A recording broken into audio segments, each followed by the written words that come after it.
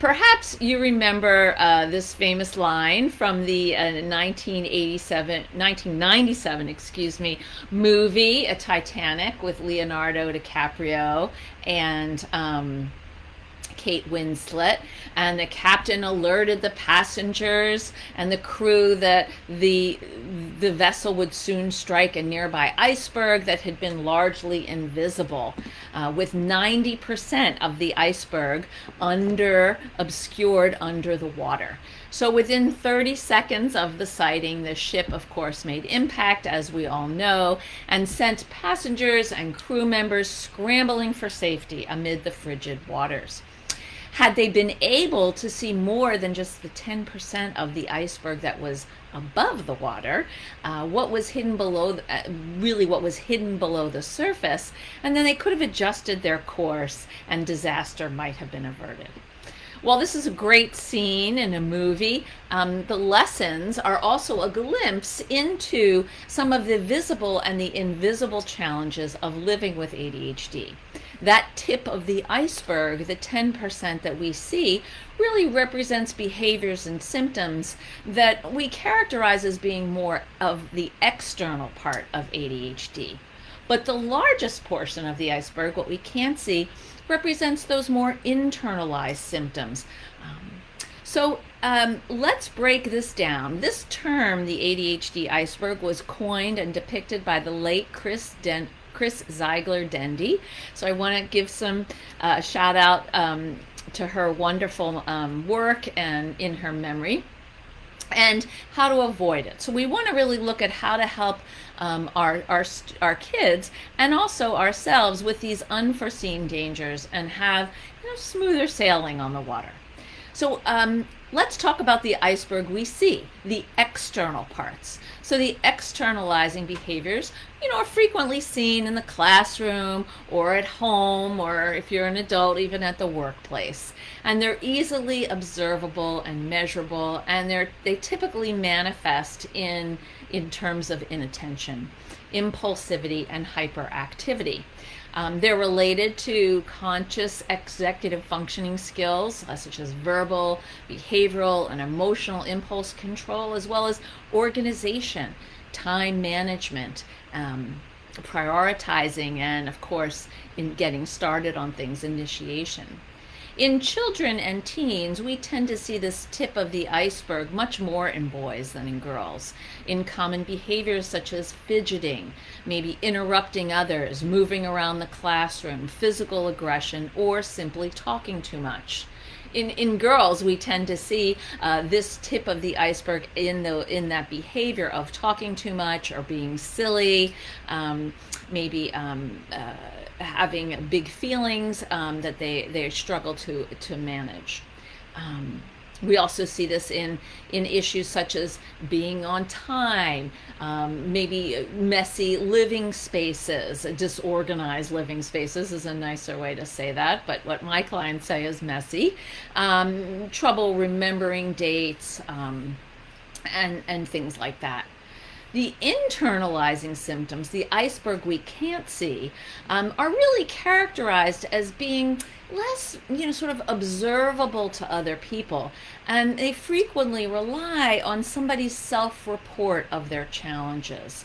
These internal traits include a restless or wandering mind, maybe lower self-esteem, distractibility, an inability to sustain attention, trouble with shifting or flexibility, perhaps overwhelm, limited self-awareness, struggles with working memory, and of course, shame. So now both of these challenges exist in some form for children and adults with ADHD, and what's under the surface of the water often shows up in combination with anxiety or depression, particularly in girls and women with inattentive ADHD. Since these traits are less disruptive in a classroom, girls are less likely to be referred by educators, which kind of accounts for why women are one of the largest groups right now that are seeking ADHD diagnoses today. Dealing with all of these issues, of course, requires patience, sensitivity, and a genuine desire to understand the whole person, not just the part of the iceberg that we see. When the symptoms of ADHD remain hidden within that iceberg model, people tend to rely on a coping response called masking. Both children and adults can engage in these masking behaviors, and masking allows a person to conceal how their condition affects and limits their functioning. ADHD masking is really about conforming to neurotypical standards to avoid the shame and stigma related to being neurodivergent. It typically develops as a coping tool in childhood that continues into adulthood, even though it may not be useful anymore. Over time, masking becomes tough to maintain and prevents people from sharing who they are. So for those of you who are joining me live today, I'd love to hear a little bit about your story in terms of how you would describe your ADHD iceberg, and if you're a parent, how you might describe the ADHD iceberg for your children, because this is something that we want to address. So what are some symptoms of the iceberg that you see in yourselves or in your children? So what are some of the consequences of masking and unseen ADHD behaviors? Sometimes people might appear very organized to the outside world, but that's only because inside they spend a lot of time and energy putting things together. Sometimes they may appear shy or quiet because internally they need more time to process what's going on and have responses to questions or situations. Masking with ADHD, while initially useful, may actually delay or sabotage a formal diagnosis and inadvertently foster the growth of mental health issues like anxiety and depression. So keeping our symptoms of ADHD submerged as if they don't exist, it takes a lot of energy. It takes a lot of physical, emotional, mental energy to really try to hide those symptoms, to try to feel like you're able to kind of camouflage some of your struggles, like you want to blend in, so you're doing your best to act as if they don't exist. And part of the challenge of that for children is that they learn to cover up themselves. They learn that hiding is an acceptable way to get through, instead of actually sharing who they are, asking for the support they need.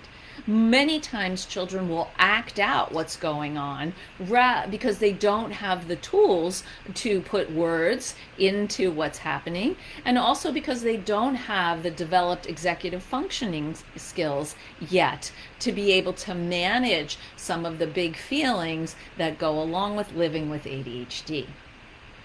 Many diagnosed people who knowingly hide some aspects of themselves often worry profusely about being exposed and feel potential rejection or judgment. And this is really true in adolescence, when kids don't want to be different than anyone else, and they don't want people to know that they might be struggling they secretly. So one of the ways that we can avoid the unseen ADHD iceberg, is to be able to, encourage our children that the brain that they have is perfectly fine, and to normalize that we all have different types of brains.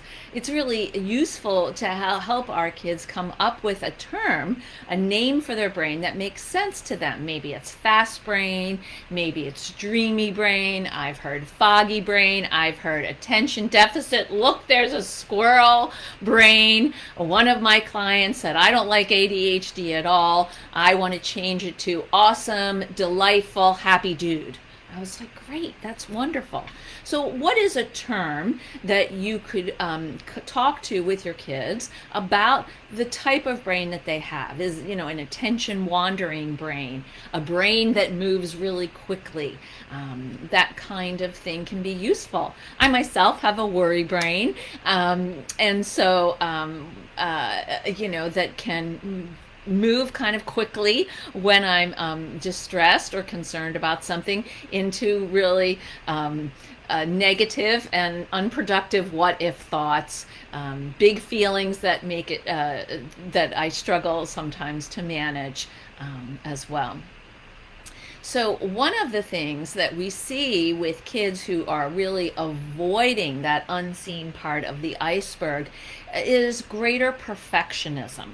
And this is, going above and beyond what they think is expected of them, or trying to go above and beyond to reach some, untenable, unimaginable idea of perfectionism, so that they won't mess up, that no one will notice how much they are struggling, and then, or how much they're overwhelmed. And so there's an attempt to kind of distract or avoid the actual inadequacies that kids might feel by making sure that things are just so. And this type of perfectionism can, of course, result in procrastination. I can't start something because I can't get everything lined up the way it needs to be to make it happen, or I can't do something in the way that I would like, so I'm not gonna try, or I'm trying but it's not exactly working, so I'm gonna stop because it's not turning out the way I'd hoped it would. And so we really want to assist kids in understanding that perfectionism doesn't exist. I mean, the part of our brain that thinks we need to do it perfect isn't perfect either, right? So, it's just not a real thing, and it's an impossible thing for anyone to try to achieve, and to actually have some conversations about their fears of not measuring up, or maybe not mattering, that are getting in the way of them believing in their ability to do something or try something. So years of trying to get it just so can also help or result in, kids feeling bad about themselves. They'll lower their self-esteem because it interferes with their ability to accept the brain they have, to honor the challenges that they have without diminishing themselves, and to take pride in their strengths, to focus on doing more of what works instead of less. This is something that's important. So again, if you're live here and you have a child who lives with ADHD, and you'd like to ask a question about the iceberg that you experience with your child, or you're an adult and you have a question about some aspect of living with this ADHD iceberg model, parts of yourself that you shove down and don't want people to see, please make a comment, because really what we're talking about here fundamentally is shame and aspects of ourselves that we don't feel good about, and so we want to hide them, and maybe hope that nobody sees them, and maybe hope that they'll go away. But we really want to address the fact that part of living as a human being is that human part. We're going to make mistakes. That means we're learning. We're going to take chances, regroup, take a risk, and hopefully pivot without shaming ourselves in the process. Shame says, I made a mistake and I'm a bad person, or I'm stupid, or nothing works out for me. And this is something that we absolutely want to address in our children and our adolescents, and in adults with ADHD in ourselves. So let's look at 5 tips to navigate the ADHD iceberg. So the first one is to celebrate your strengths. Encourage yourself to focus on strengths. Encourage your child to focus on their strengths by helping them develop them. So this creates space for you to be proud of who you are and to embrace your neurodiversity. It also helps you really kind of shut down that narrative that something that ADHD is something that bothers people and needs to be hidden, or that you're too much or too little. So it can reduce the pressure to conform to other people's ideals, and that some of the strengths of living with ADHD, let's remember what those are. They include being energetic, spontaneous, enthusiastic, curious, creative, having quick thinking, and being able to really, focus on things that you love to do. Some might say hyper focus. I like to say super focus. A second tip would be really, to help your child keep track of things they do well. So for adults and for some teenagers, they like to write in a journal that helps them process their emotions and gain insight into their experiences. And I think that can be great. But for a lot of children and teens with ADHD, keeping a journal is just another have to, and there's not a lot of joy in it. So it depends on the person, right? But if you are keeping a journal, some of the questions that you might want to ask is, what are the expectations? What are the expectations that are surrounding our kids that are really, reinforcing them to submerge part of who they are and feed that ADHD iceberg. And how could we make different choices? How can we help them make different choices in their behaviors, or at school, or at home, or with friends? How can they do that so that they can surround themselves with people who believe in them and like them for who they are? The third tip would be to sort of overdo it, sort of change the tip would be to change your focus. Many people with ADHD either avoid things that they feel like they can't do, or they try to overcompensate by doing too much and then feeling overwhelmed. So we see denial and avoidance on one side, and over promising or overworking on another, overactivity. And so one of the things that we want to do in terms of changing our focus is to start paying attention to what's working. And we can do that with our children pretty easily by celebrating when they're doing things that we've asked them to do, or where they're following up and following through on routines that we've set up to help them move through their days more smoothly.